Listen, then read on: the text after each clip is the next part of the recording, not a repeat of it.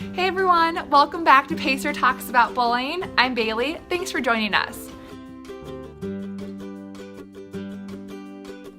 This month, we're talking all about advocacy for self and advocacy for others.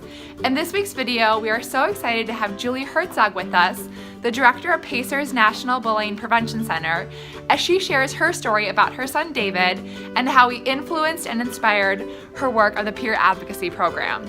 Today we're at the school where it all got started, where David first started school when he was 3 years old, and we're excited to give you a sneak peek. Come on in. Hi everyone, I'm Julie Hertzog and I'm really excited to be here with Bailey today, and especially at the Watertown Mayor Primary School, which is where it all began for my son David.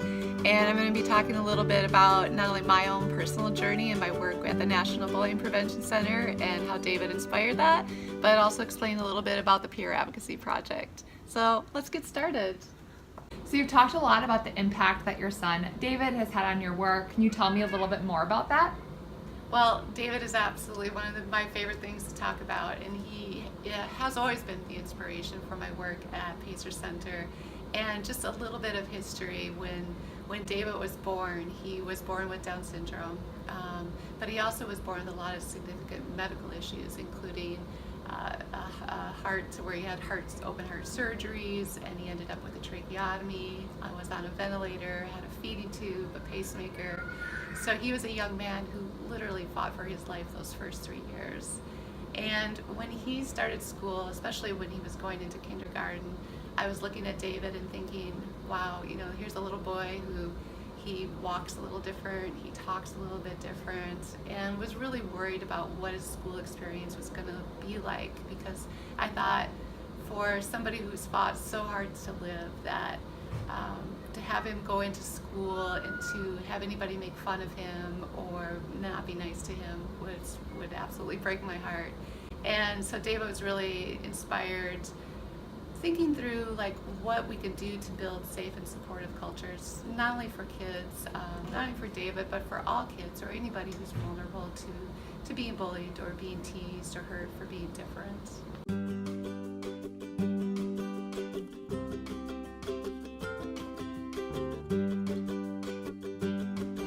So what was your idea behind the peer advocacy program, and kind of why did you think that this model of advocacy would be helpful for bullying? David had an incredible experience, not only in early education, but in his elementary school. But I knew when he was going into middle school that things would change, because there's going to classes, the environment is not as safe for all kids. And so there was a couple things that I thought about, and I knew that David had some allies. I knew that there were some kids that really liked him. And I also knew that David, being nonverbal, I would never know how his school day was going. And the third thing I realized was also that kids know about bullying long before any adults do.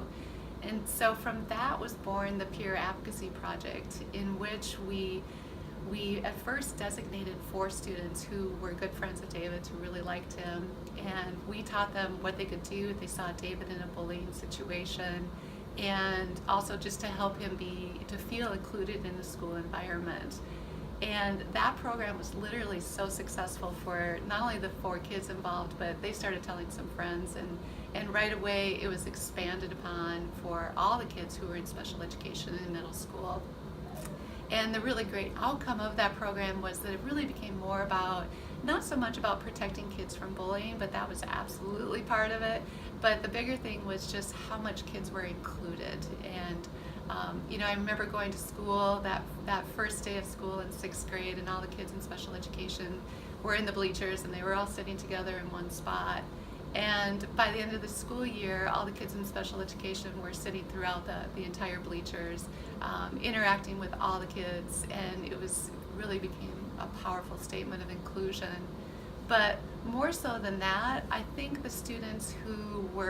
the students were involved grew from it.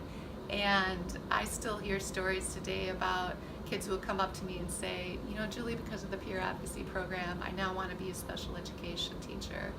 Or, the kids with disabilities would come up and say, Julie, because of that program, I really had a great middle school experience, and people were so nice to me, and I always had somebody to sit by with at lunch. And so the peer advocacy program is it's an amazing opportunity for everyone, for inclusion, for learning how to be an advocate for others, and also teaches everybody self-advocacy skills too about what you can do to look out for others, and to really make sure that everybody feels like they have a place where they can belong, regardless of disability or any differences. So if a school was considering bringing a peer advocacy program into their school, what would you tell them?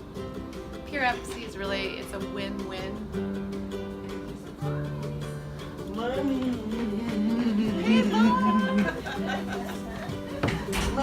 And I'd like you to meet David. David, can you look at the camera?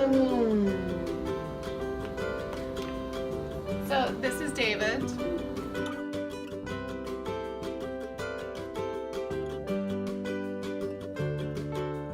So if a school wanted to bring in a peer advocacy program, what would you tell them?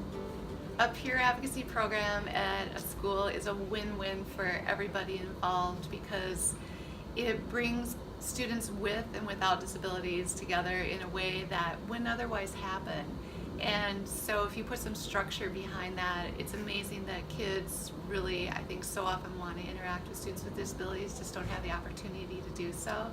And so by making that purposeful connection, it really impacts lives in such a positive way. And for David, I know that it really helped with his self-esteem, with having somebody to talk to in the hallway, to give high fives to smile to, and it really brought out the best in him. And I think it also really brings out all the best in the people involved, and that they understand that the impact of just connecting with somebody else can have, not only for themselves or for the other person, but also on the entire school environment. And so a wonderful, creative way to make sure that everybody feels included and that everybody belongs. And thanks again to Julie for sharing this amazing story and all about how the peer advocacy program got started. Well, this wraps up this week's episode. Join us right back here next week as we actually talk with some of the peer advocates at Watertown Mayer Middle School. We'll see you right back here next week, and remember, together we can help create a world without bullying. See ya!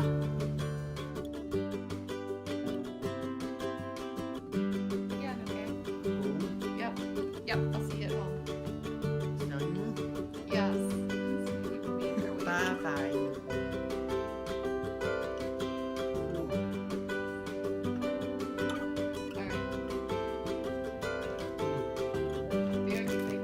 One more exit.